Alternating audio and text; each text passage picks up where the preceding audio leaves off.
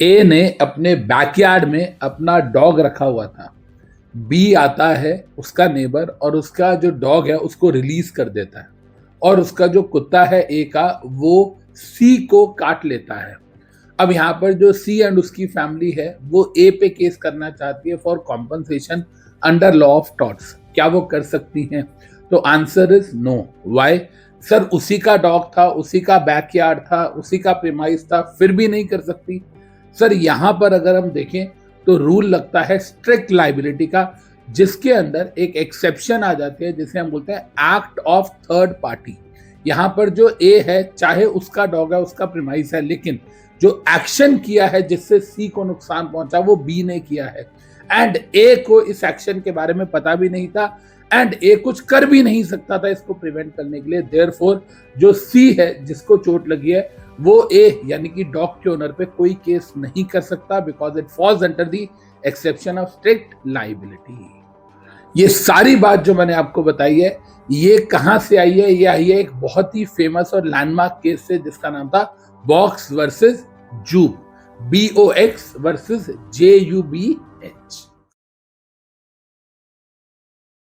एक फैमिली जिसमें husband, wife and दोनों छोटे बच्चे जाते हैं राष्ट्रपति भवन, मुगल गार्डन, जिसे अब हम अमृत उद्यान बोलते हैं, वो देखने के लिए। आपको पता होगा वहां पर बहुत ही सुंदर फ्लावर्स होते हैं और बहुत सारी फैमिलीज जो है वो वहां पर उसे देखने जाती हैं। अब वहां पर एक पॉइजनस ट्री होता है जिसका एक फ्रूट वो छोटा सा बच्चा तोड़ के खा लेता है, जिसकी वजह से उसकी डेथ हो जाती है। अब यहां पर सवाल यह आता है कि क्या गवर्नमेंट ऑफ इंडिया लाइबल होगी इसके लिए, यस और नो? तो आंसर इज यस। व्हाई?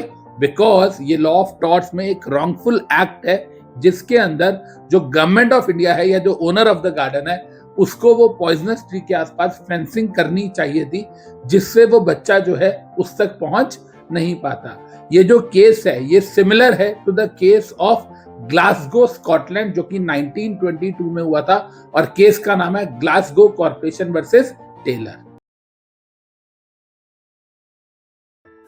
एक हस्बैंड और वाइफ छुट्टियों में पहाड़ों में घूमने का प्लान बनाते हैं। तो हस्बैंड जो है वो कहता है ठीक है, मैं बैंक से कैश विड्रॉ करके आता हूँ।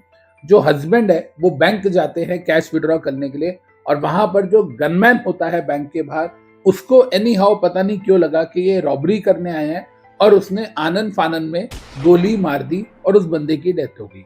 अब ये जो लेडी है ये बैंक से कॉम्पनसेशन मांगती हैं अंडर लॉ ऑफ टॉर्ट्स, कि भाई यहाँ पर जो बैंकर है वो वाइकेरियसली लाइबल है for the shoot bye there gunman and killing of her husband.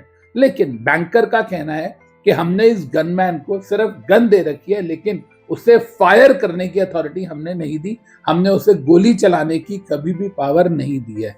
तो इस ग्राउंड पे जो बैंकर है वो मना कर रहा है कॉम्पनसेशन देने से। अब यहां पर कोर्ट का कहना है क्योंकि वो गनमैन भी बैंकर का है, एंड क्योंकि आपने उसे गन भी दे रखी है, तो ये इम्प्लाइडली कंडीशन माना जाएगा कि हाँ, आपने उसे पावर दे रखी है गोली चलाने की, अगर उसे कभी भी कुछ डाउट होता है तो। लेकिन यहां पर वो जो हस्बैंड है वो इनोसेंट थे, देयरफॉर जो बैंकर है उसे कॉम्पनसेशन देना पड़ेगा। ये जो फैक्ट्स हैं ये किस केस से मिलते हैं? Anita Bhandari versus union of India 2005 से। आपकी कोई फैक्ट्री है जिसमें वाटर जो है वो as a raw material use किया जाता है। आपका जो पड़ोसी है उसने क्या किया, उसने अपनी लैंड के अंदर एक कुआं, एक वेल जो है वो डिग आउट किया, एक कुआं खोद दिया, जिसकी वजह से आपकी जो फैक्ट्री है, जो साथ वाली फैक्ट्री है, वहां पर जो पानी की सप्लाई है वो डिस्टर्ब हो गई, एंड क्योंकि अब आपको रॉ मटेरियल ही नहीं मिल रहा तो आपको आपकी फैक्ट्री बंद करनी पड़ गई, शट डाउन करनी पड़ गई। अब यहां पर क्या आप अपने नेबर पे कॉम्पनसेशन के लिए केस फाइल कर सकते हो अंडर लॉ ऑफ टॉर्ट्स? तो आंसर तो नो है, ये बात हम सबको पता है, लेकिन वो जो नो है उसके दो बड़े रीजन है।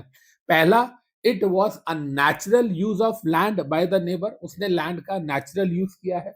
एंड सेकेंडली अगर हम बात करें तो वो जो नेबर है उसने अपना लीगल राइट जो है वो एक्सरसाइज किया, लेकिन आपका कोई राइट नहीं तोड़ा, हालांकि आपको नुकसान तो हुआ है। तो मतलब principle of damnum cine injuria, कि आपको डैमेज हुआ है लेकिन उसने आपका कोई लीगल राइट वायलेट नहीं किया है। It was held in the case of Chasemore versus Richards 1859 का केस है। दिल्ली जल बोर्ड की ड्यूटी है कि वो हम सबको दिल्ली में पीने का पानी जो है वो सप्लाई करें, राइट। लेकिन दिल्ली जल बोर्ड की एक पाइपलाइन है जो कि बर्स्ट आउट हो जाती है, जिसकी वजह से आसपास के इलाकों में फ्लड लाइक सिचुएशन हो जाती है। अब लोगों की दुकानें भी बह जाती हैं और लोगों के मकान को भी, गाड़ियों को भी बहुत ज्यादा डैमेज होता है। अब यहाँ पर क्या वो सब लोग जिनका नुकसान हुआ है वो दिल्ली जल बोर्ड पे केस कर सकते हैं फॉर कॉम्पनसेशन? तो आंसर इज नो, नहीं कर सकते हैं। क्यों? क्योंकि ये स्ट्रिक्ट लाइबिलिटी की एक्सेप्शन में आता है। स्टैट्यूटरी अथॉरिटी, अगर स्टैट्यूटरी अथॉरिटी अपना काम कर रही है एंड विदाउट उनकी नेग्लिजेंस एंड ड्यू केयर के बाद भी अगर कुछ हो जाता है तो वो टॉर्टियस लाइबिलिटी के अंदर नहीं आते हैं, यानी कि उन्हें किसी प्रकार का कॉम्पनसेशन नहीं देना है।